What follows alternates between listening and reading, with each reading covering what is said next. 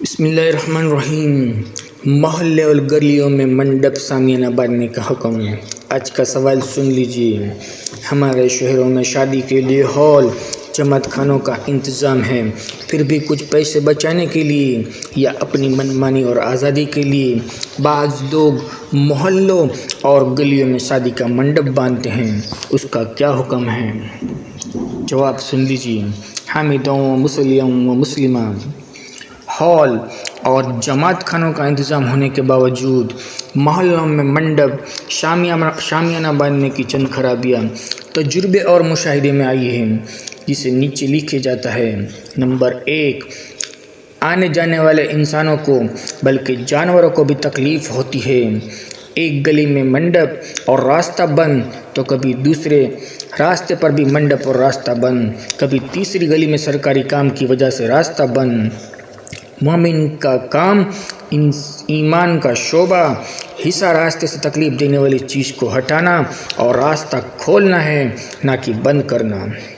Number 2، راستہ بدلنے کی وجہ سے وقت اور پیٹرول کا ضائع کرنا۔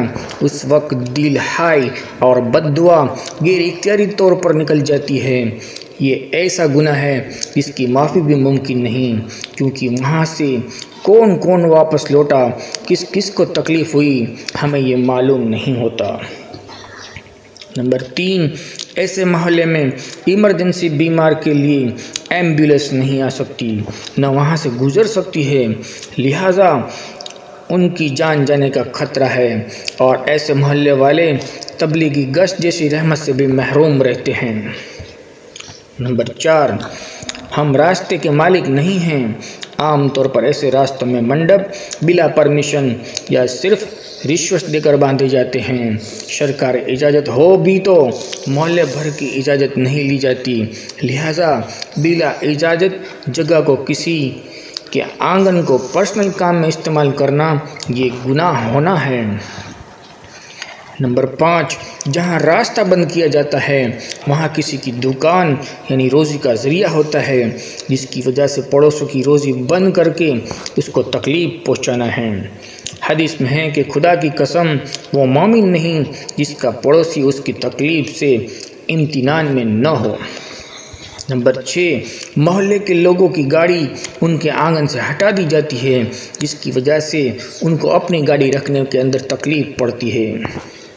نمبر 7، شہروں میں اکثر جگہ منڈپ اور شامیانہ باندھنے والے نکاح مسجد میں نہیں کرتے بلکہ وہیں کرتے ہیں، کیونکہ وہاں تصویریں، لائٹنگ، میوزک، عورتوں کی شرکت وغیرہ گناہ کی آزادی ہوتی ہے، لہٰذا مسجد میں نکاح کی سنت سے محرومی اور خرافات میں مبتلا ہوتے ہیں۔ نمبر 8، منڈپ میں عورتوں کا کھانا ہوتا ہے۔ کھانے کے لیے نقاب پہننے والی عورتیں بھی نقاب ہٹا دیتی ہے، اور کھانے کے علاوہ بھی صرف عورتوں کی محفل میں ہونے کی وجہ سے کوئی بھی عورت پردہ نہیں کرتی ہے، اور وہاں پڑوس میں رہنے والے مرد حضرات اور وہاں سے پیدل گزرنے والے مردوں کو ان عورتوں کی بے پردگی اور مردوں کی بدنگاہی ہوتی ہے۔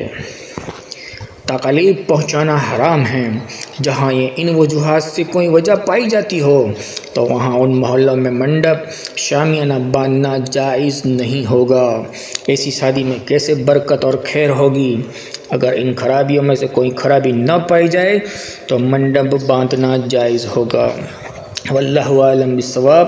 حضرت مفتی عمران اسماعیل میمن، استاد دارالعلوم رامپورہ سورت، گجرات، انڈیا۔ جزاک اللہ خیر۔